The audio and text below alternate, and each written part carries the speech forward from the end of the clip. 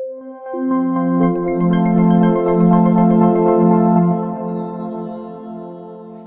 everyone, I am back. It's Dr. Hammond here with your mental health moment. Hope that you've had a really great and amazing week. Thanks for those who are starting to join here. It's Dr. Hammond here with your mental health moment. Sorry, my voice sounds a little, my nose got a little stuffy here. I'm in New Hampshire today, which is my first time in New Hampshire. And apparently, from some of the locals here, they have said that it's really bad for allergies. So I haven't had issues with allergies in a really long time, but I've also never been to New Hampshire. So here we are. But nonetheless, it's really beautiful here. Um, and yeah, a little bit cooler than, well, a lot cooler than Florida and no crazy humidity.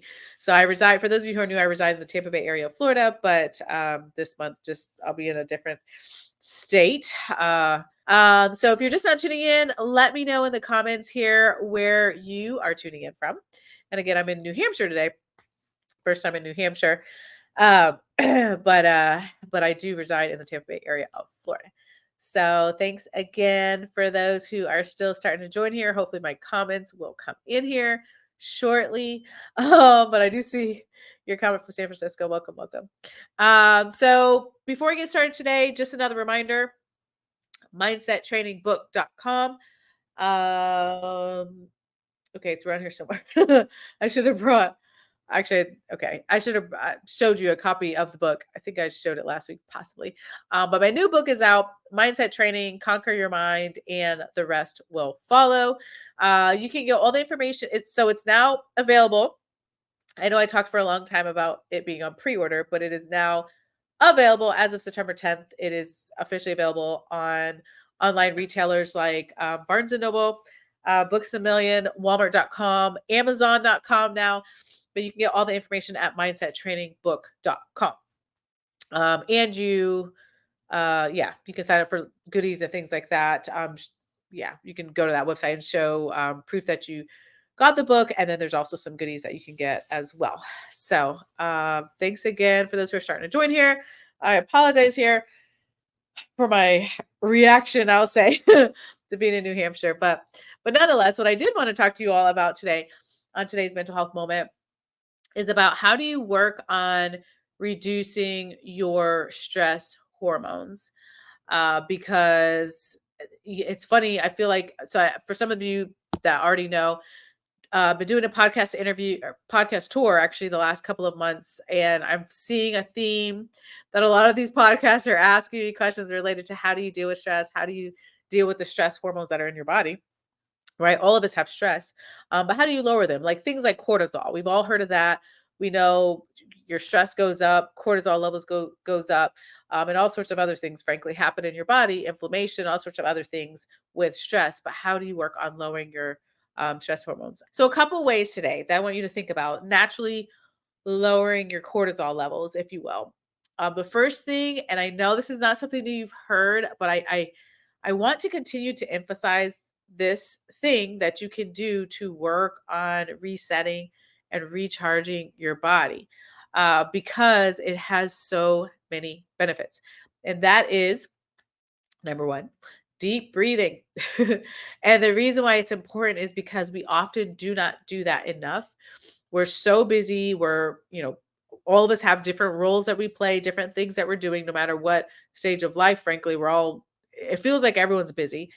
However, though, it's really important to be thinking about aware of your body and where your stress level is, especially if like many of us know, like you just get to that point where you're like, okay, I have had enough. Like I'm so stressed out. I'm so overwhelmed. A lot of us are aware of that level, but before you get to that level, there's also a point where like, okay, if I do one more thing, or if I take one more phone call, or if I, whatever, do the next thing that will bring me to that level. So let's try to work on the deep breathing before you're at the point of like, I'm burnt out, I'm so stressed out, right? So the first thing again is deep breathing. Now, there's a lot of ways to do deep breathing. Like I can't even think of how many ways. There's a lot. If you Google deep breathing, different types of deep breathing, you would literally see like a lot of different varieties, if you will, of how to do this. But the simplest way, honestly, is the simplest way that you can remember is thinking about breathing in for 4 minutes, or not 4 minutes, sorry, for 4 seconds, a count of four, and then breathing out for 4 seconds. So think about taking the time throughout your day, taking a pause. And this is something I do often because life gets busy, it gets hectic, and there's a lot of things to juggle. So taking the pause, breathing in through your nose, 4 seconds, count to four, and then breathing out, count to four. That's a very easy way to do deep breathing. I know this is not the first time you've heard of deep breathing. And again, there's so many other different types of breathing. Not that any of them are less important. It's just that sometimes yeah, do what works for you. But sometimes when you're looking online, there's a lot of really complicated ways to do things. I like training you all and teaching you all about simple things to do that hopefully you will remember and actually implement. So again, four, think of like 4 seconds. You're counting to four, breathing in 4 seconds, breathing out 4 seconds. Those are things 3 to 4 seconds, but those are things, easy things that you can do throughout the day. And the research shows that it does lower your cortisol levels. You want to lower the amount of stress hormones in your body. Can you do that every single day of your life? Absolutely not. Of course not. We go through things, we're stressed out. However, long term, as you all know, stress in your body, the inflammation in your body, the chronic disease that happens, the mental anguish that happens, all of that you can prevent when you start to think about how to lower your cortisol levels. So I'm going to pause really quick and I'm going to go back to the other parts of how to lower your cortisol levels and how to lower your stress hormones. So mindsettrainingbook.com has all the places where you can order my new book, Mindset Training, Conquer Your Mind and the Rest Will Follow. It is on Amazon though. So the person that was asking about Amazon, anyhow, a couple of weeks ago it was not, but now it is officially on Amazon. But it's also on Barnes and Noble, Walmart.com, booksamillion.com, and like a couple other online retailers. But all the places where you can order are all on mindsettrainingbook.com. So it'll tell you like, hey, here's all the links you can order, or you can just go straight to Amazon, whichever works for you. Well, that's what I was announcing earlier on. And also, starting October 15th, it's not required, but it would help if you have your book by then, because starting October 15th, I'm actually going to go through chapter by chapter. I'm not going to read every single thing that's in there, of course, because that's why you all hopefully will have the books, but I am going to give a deeper perspective of each chapter, and just the tips I was giving about how to grow emotionally, physically, spiritually, and mentally, and some additional bonus tips that are not in the book each week. So starting October 15th. So hopefully you'll get your books by then. Okay, so the first thing again to lower your cortisol levels is the deep breathing, making that commitment. When you become more aware of how you're breathing, all of us kind of have our patterns, and usually it's not deep breathing. Spoiler alert. So if you really started to pay attention to your breathing, either you breathe really rapidly just because you're like, oh, I gotta do this, I gotta do this, this is happening, somebody's calling me, somebody's emailing me, something's happening on social media, something happens in the world, like you're breathing more rapidly than you would need to. So you work on slowing down your breathing, or you could also be breathing in a way where you're not taking deep breaths. We call them shallow breathing, um, where you're not fully taking that deep breath in and deep breath out. So again, it takes a while to become aware of it, become conscious of it. But even if you're not there yet, which is okay, you can still take the time throughout the day to just take some deep breaths, take your stress hormones down. So that's one thing to do. The other thing, and for those of you just joining, I apologize. I was saying that I'm in New Hampshire for the first time, and apparently this is a some of the local people here were telling me that this is a very um, big area like for allergies. Like it doesn't help this time of year. So I'm like, that's fantastic. I don't really struggle with allergies, but I also live in Florida. We have humidity and all that. It's dry air here, and apparently probably a bunch of things that maybe I'm allergic to. Who knows? So nonetheless, so that's what's going on with me today. So the first thing again was deep breathing. The second thing for lowering your cortisol levels is things that you can do to so with cortisol levels, really it has to do with when you're Like when your stress level is elevated, sometimes it comes from physical exertion, sometimes that comes from mental and emotional exertion. Like it's just too much, you're too overwhelmed. So literally learning which one that is, and sometimes it's both. So what I mean by that is mentally, you could be in a place where a lot of people have said like my thoughts are racing, or I'm so overwhelmed, I can't stop thinking about my stress, or maybe something recently happened, or you're having problems sleeping, like because you're thinking too much, can't turn your brain off. That's like the mental exhaustion point. And there's a lot of things you can do. Actually, we're going to talk about that in the next couple weeks, because those are some of the things I actually wrote in the book. But yeah, we'll talk about that week by week, because that's a lot to unpack. But just know that there's things you can do to work on reducing your stress level, so you're not in that mental state all the time, which would increase your cortisol levels and your stress hormones, which we don't want to do.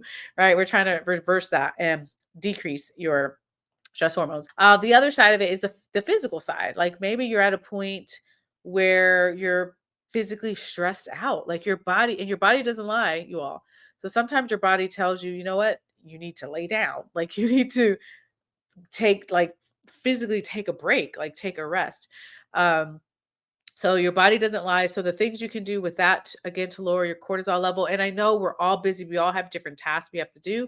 But as much as you can, giving your body the break that it needs also is something that's going to help you reduce your cortisol levels. So for some of you, and so this comes in really two forms.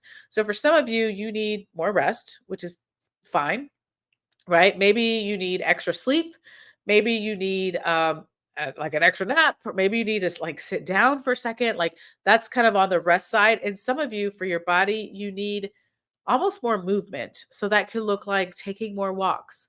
If you like to run, I mean, you could do that too. Like there's plenty of benefits with different types of exercise, but your body needs something. You just have to be in the state to recognize what that is for you. So it's not either, but it could be at this point in your life, okay, you need some more rest or you need some more movement.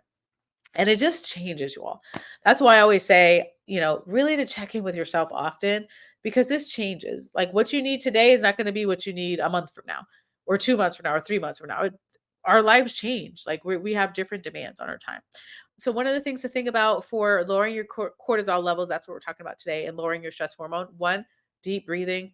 Definitely add that in more often in your life. So many benefits. It's free to do, right? It is free. You can take the time to be like, all right, let me do some deep breathing right now. I mean, you don't even necessarily have to have it like planned out. If you know, though, you're not going to do it at all throughout the day, which I highly would recommend that you do it at some point during the day, then maybe, yes, you might need to put a timer on your cell phone, or I mean, sorry, an alarm on your cell phone to remind you, or some way to remind yourself to take that time. But when you really start to retrain your brain, you will get to a point where you'll know, like, okay, this is a really stressful day. I need to take some deep breathing, or I just need to take the deep breathing take the time to do the deep breathing each day, because I know how beneficial it is. So that's the eventual goal, like to get to that point where you're like, okay, this is a part of who I am now. Um, so the second thing was just physically understanding, checking in with yourself, like what physically do you need to reduce your stress level in your body? Is it that you need more rest, or is it that you need more movement? And again, in the same week, you can need different things, right? Right now, I will tell you all, because I'm a little under the weather with this this climate change or allergens or whatever it is that's going on up here when I got to this state. I know that I'm going to need more rest right now, right? Because I have to deal with whatever this is, allergies or whatever. But then, maybe next week I'm like, okay, I need more movement. Like, so it's just a matter of, again, week to week, like, what do you need? Checking in with yourself. How can you lower your stress level? The third thing, which is actually a fun thing to do, and there's some research on this too. The third thing that can help you with cortisol levels is actually laughter. So, you know how they say that, excuse me, you know how they say laughter is the best medicine? So it really actually is. It really actually is. So, I mean, you can do all sorts of things when it comes to laughter. I was reading something recently that said you can do forced laughter, which I've never tried that personally. I mean, you could try that if you want to. I think I don't know. I haven't tried that personally, but what I have done is watching comedies, um, or just something like that you watch, even if it's like funny videos on social media. There's like animal videos that are pretty funny, or just following like an account that has jokes, like just something to like uplift your day, right? Like it doesn't make everything go away. There's nothing, well, there's no magic wand here yet. I'm sure, who knows, maybe that'll be invented one day, a magic wand to make all your problems go away. But the point is, you can use laughter again, if it's comedies, jokes, if it's something you're listening to, podcasts, YouTube, like whatever it is, like plan the time to do those sorts of things, because it just works temporarily on reducing your stress hormones. It's a really great thing for you to think about adding into your life, especially if you're going through something that is stressful right now. And again, it doesn't cure anything. It's not to cure depression or anxiety or grief or whatever it is that you may be going through. It's not curing anything, but what it's doing is temporarily allowing your brain to take a break from the stress of what you're going through and focus on something else, like laughter. Well, for those of you who are tuning a little bit later, so again, so starting October 15th, 2024, in case you're watching this video past this point, I will be going through my new book, Mindset Training, Conquer Your Mind and the Rest Will Follow, which has basically the way the book is divided. For those of you who haven't gotten it yet, it's divided into how do you grow emotionally, physically, spiritually, and mentally, and different tools that you can use throughout the book. You're welcome to pick it up. It would be easier probably to follow along, but nonetheless, not required. I'll still be here all mental health moments starting next month with that information. But I do want to go, into more detail on each topic when I'll obviously cover what's in the book. But I just want to give you those 3 tips today. Again, I don't want to overwhelm you. There's a gazillion things you can do to lower your stress level, or your stress hormones, but I wanted to give you those 3 things that can be really, really beneficial for you. So if you're my note takers, you're jotting this down, try to practice those things this week. Again, one, the deep breathing, adding that into your day somehow. It doesn't have to be this long, drawn out, 20 minutes of deep breathing. You don't even need that. Doing it for a couple minutes, like, is helpful, can be helpful to you. And then the second thing, of course, checking in with yourself physically. What do you need more of this week? Is it you need more rest? Or you need more movement? Like, what is it that you need to lower your stress hormones physically in your body? And then the third thing, which is the fun thing, is to add in more laughter, which again can be movies, can be podcasts, can be YouTube, can be social media accounts that are funny. Like, what is it that you can do? Get some like laughter can positively affect you, like physically, emotionally, and mentally. So add that into your life as well. And yes, I was gonna say I thought I had an announcement, but I don't. Okay. But try those things this week, and I will be back. Have an amazing rest of your week. Be blessed, and I'll see you next Tuesday. Bye, you guys.